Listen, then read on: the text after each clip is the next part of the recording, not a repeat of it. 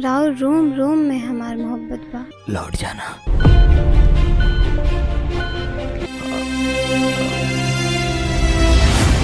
चंदा भौजी कैसन रहली हो?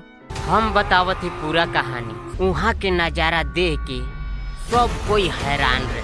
बीच समुद्र में चलत नाव। ए जी, हम नाव पर पहला बार बैठल हिया। और रहुआ?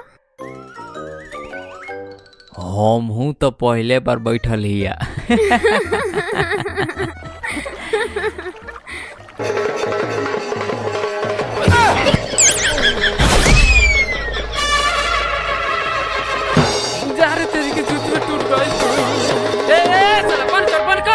पता ना हम रहुआ लायक बानी की ना। भगवान के लाख लाख शुक्रिया बे चंदा, जे हमारो तो हर जोड़ी के बनौले बारे।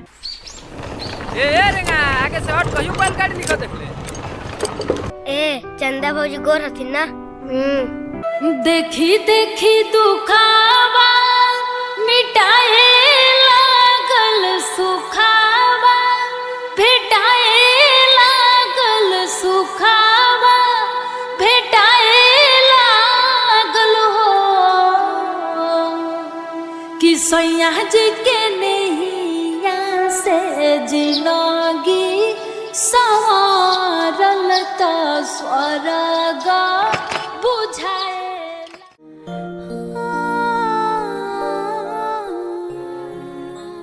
अभी एक ही कान के ले पौनी, दूसरे कान के दूसरे बरस।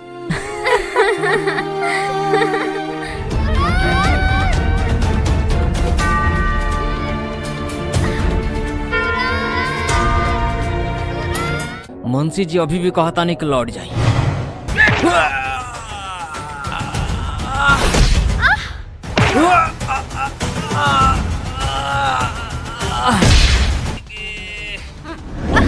अरे दादा मरते बनो कारे सर। फिर सूरज भैया के का बोल? सूरज भैया के प्यार और गहरा। हमरा वजह से तोहरो जीवन में बहुते दुख होता ना चंदा। हाँ? ई कैसन बात कहता नी जी रहुआ? प्यार से ज्यादा खुशी केहू चीज में नहीं। और रहुआ प्यार में हम बहुत खुश बानी जी। अगर आमदीन के देह ठीक बा तो समझा कि सब चीज ठीक बा। हे गे मोरे सजनी हम तोर सजना, सूरज के चंदा है गे। उठ, कहीं सोने लगता है, सर ना रहे रे। चलो बाहरी। ए सर जी, हमार चंदा ठीक होखेगा कि नहीं होखेगा? अरे भैया, ओकरा अस्पताल एक बार लिया जैसा। चलिए हटी, हमके नहीं के बात करे के रहुआ से। अरे ऐसन बड़का चक्का वाला गाड़ी हमन के गांव में नहीं है। बाहर के बिगो घाव लागल दादा। हमार बहरिया ठीक हो जाने डॉक्टर साहब। हाँ हाँ।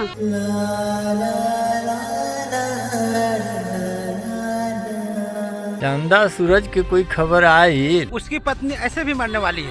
अब तो फूलवा के भंवरा उड़ल चाहेला, उड़ल चाहेला।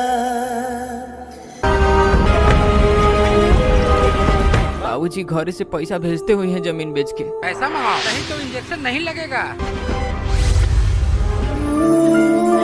ए चंदा, चंदा, अरे 2 पैसा के लालच में हमरी चंदा के हमरा से छीन ले लाजा लोग। तुम्हारी सूरतिया सतावे, रतिया में नींद न आवे।